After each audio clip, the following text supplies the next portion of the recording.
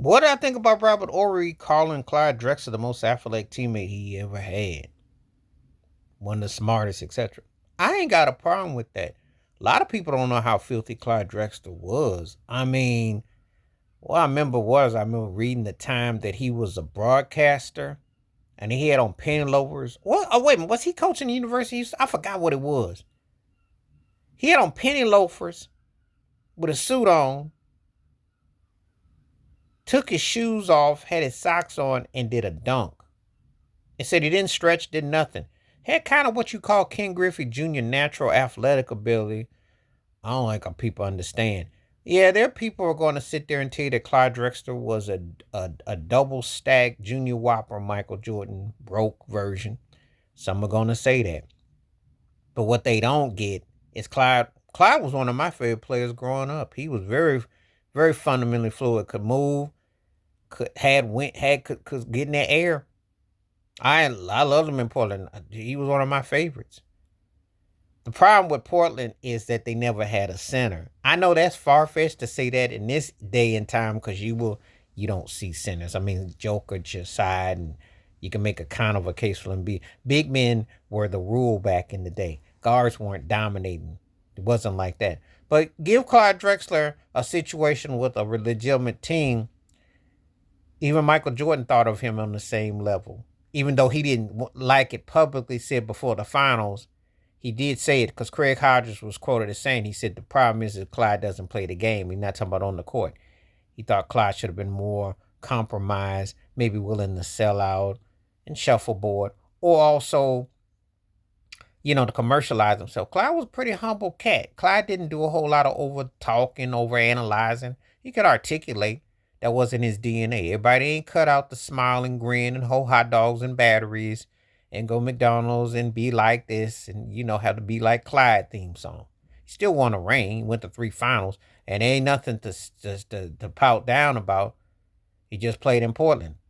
You don't have the marketing that you have in other places and markets. He ended up winning in Houston, returning home where he was in college with Olajuwon, where they went to finals in college basketball and came up short. So it wasn't like the guy wasn't always on the brink of something. You can make the case he had opportunities.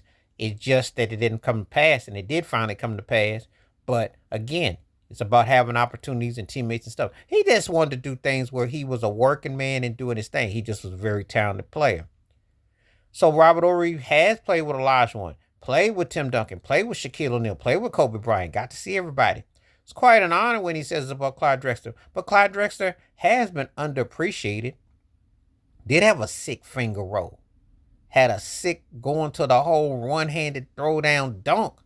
One of the best dunkers of his years. One of the most athletic cats of his years.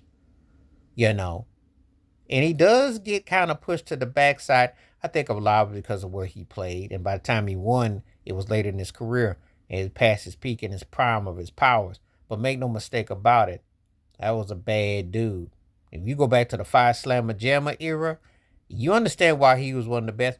A lot of times, as I tell cats, people ask me this, and I say this all the time.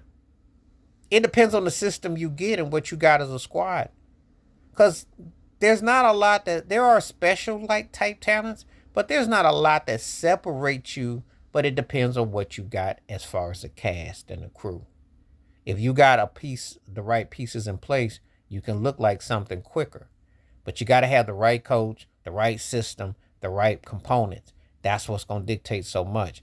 But people in the know that he was bad. Rod Strickland said that he was a very high IQ. And I always thought Clyde Drexler played with a high IQ. He had that distinctive shot where he would had his legs together and he would shoot back, but he made it work. Had a quick stutter step, was aggressive. You know, you got to remember, he was in Western Conference Finals 3 straight years. No, he lost to the Pistons. Then they lost to the Lakers in the Western Conference Finals, which I still to this day don't know how they lost that one in '91. And then they lost in the finals to the Bulls. So 3 straight years, he was knocking at the door. It was like he was there. And they were formidable. They were there. It's just that other things didn't come to pass. But you put him on a team of a championship level with the supporting cast, oh yeah, he'll have 2 or 3 rings easily. And then it's a different debate because then when you factor in his athleticism, his greatness, etc., So I'm glad to see Robert Horry giving Clyde Drexler his due because a lot of people don't really talk about it. And we got some guys who haven't gotten their due. I would love to see J.J. Redick and Gilbert Arenas go up to Clyde Drexler and say, "Oh, you weren't athletic. You really." I would love to hear that. I want to be a fly on the wall. Don't let Clyde take off them penny loafers right now and bam on you. Don't let him bam and hurt your feelings. A lot of people don't know how filthy Clyde Drexler was. And to be honest with you, what I'm looking at today, he would average about 30 points easily today and give you 6 or 7 boards and 6 or 7 rebounds and a couple steals to go along with it. And if you add the 3-point shot, and I'm sure he would figure it out because he you just don't even know. And I'm going to tell you something. He's everything that Damian Lillard wasn't. I'm going to keep it 100 because I'm going to tell you something. You teamed him up with Giannis, Clyde, they in the finals. That would have been what time it was.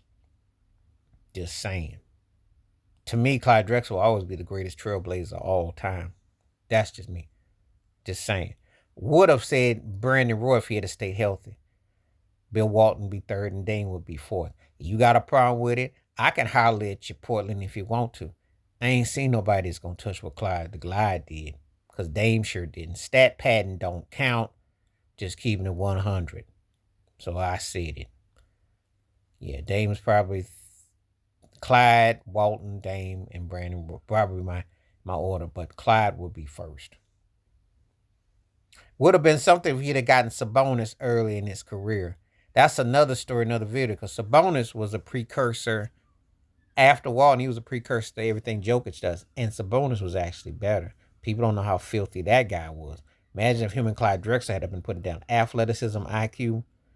I don't think Scottie Pippen would have called them a dumb team. And I don't think Michael Jordan would have questioned his mental mechanics because Clyde would have had the marketing, been winning.